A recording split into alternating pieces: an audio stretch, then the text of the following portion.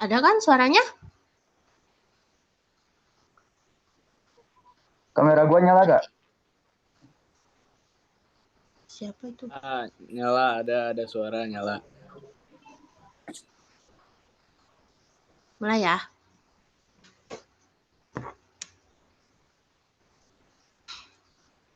Assalamualaikum warahmatullahi wabarakatuh.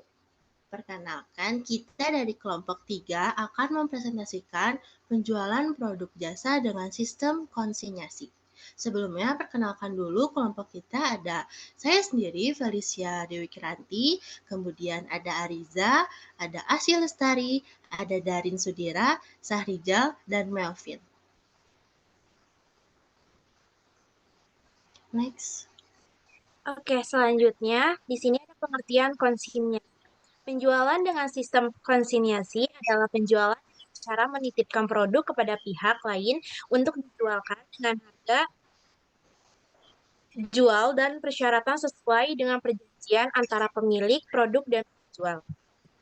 Selanjutnya ada karakteristik penjualan konsinyasi. Yang pertama, barang yang dijual tetap dimiliki oleh konsainer, hanya saja dialihkan untuk sementara waktu ke pihak konsine agar bisa menjualnya. Yang kedua, konsine yang menerima barang tidak akan bertanggung jawab atas kerusakan selama proses pengiriman.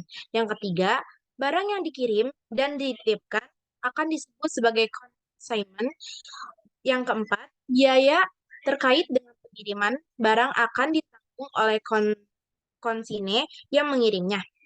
Yang terakhir, semua risiko dan imbalan pengiriman akan menjadi tanggung jawab milik pengirim, yaitu konsine. Selanjutnya ada contoh. Contohnya itu adalah seorang penenun kain memproduksi kain tenun sebanyak lusin. Lalu penenun tersebut menitipkan satu lusin kain tenun itu kepada seseorang distributor atau penjual. Cindramata khas daerah di dekat sebuah objek wisata. Penenun menitipkan kain tenun tersebut dengan harga 105.000 atau helai. Dan dengan kesepakatan kedua belah pihak, penjual menjual kain tersebut dengan harga 110.000 per helai. Jika kain tenun tersebut tidak terjual seluruhnya, maka penjual dapat mengembalikan kepada penenun atau konsiner.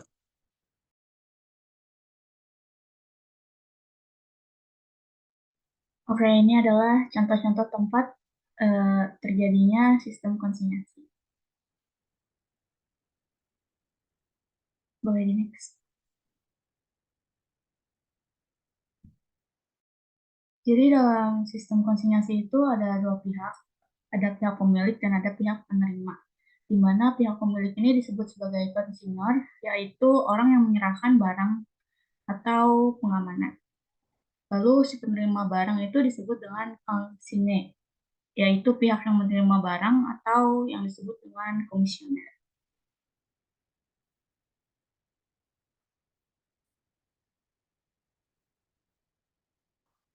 Boleh di next. Nah, sistem konsinyasi juga memiliki keuntungan baik bagi pemilik maupun komisionernya.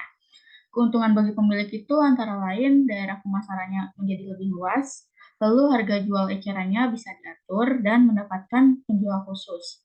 Sedangkan bagi komisionernya itu resiko untuk ruginya sangat sedikit dan tidak memerlukan modal yang besar.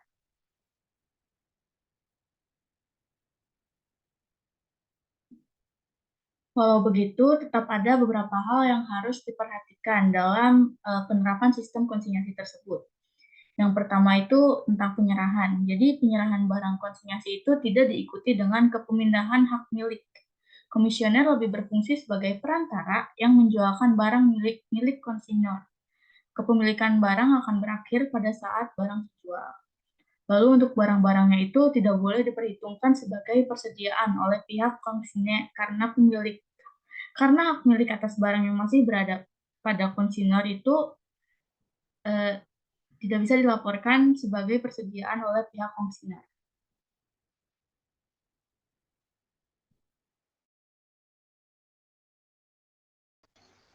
Kemudian ada kelebihan dan kelemahannya.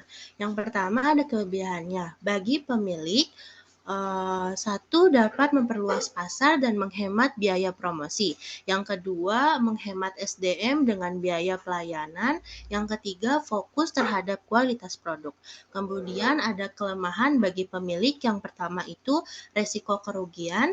Yang kedua, promosi tidak sesuai. Dan yang ketiga, tidak dapat langsung diterima. Next. Yang berikutnya itu ada metode pencatatan. Yang pertama ada metode laba terpisah. Metode di mana laba atau rugi yang berasal dari penjualan konsinyasi dicatat terpisah dengan laba atau rugi dari penjualan reguler. Dan yang kedua ada metode laba tidak terpisah. Metode di mana laba atau rugi yang berasal dari penjualan konsinyasi tidak terpisah dengan laba atau rugi penjualan reguler. Next.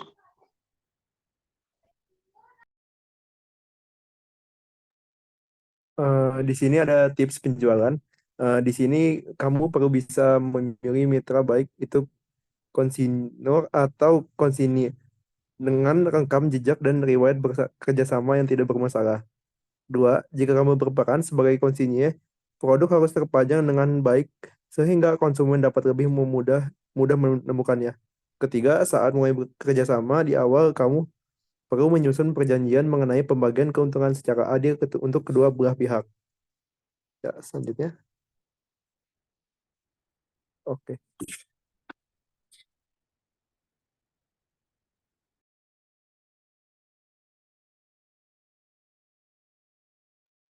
Terima kasih dan sekian. Sekian, terima kasih dari kelompok kita. Mohon maaf jika ada kesalahan. Wassalamualaikum warahmatullahi wabarakatuh. Waalaikumsalam warahmatullahi wabarakatuh.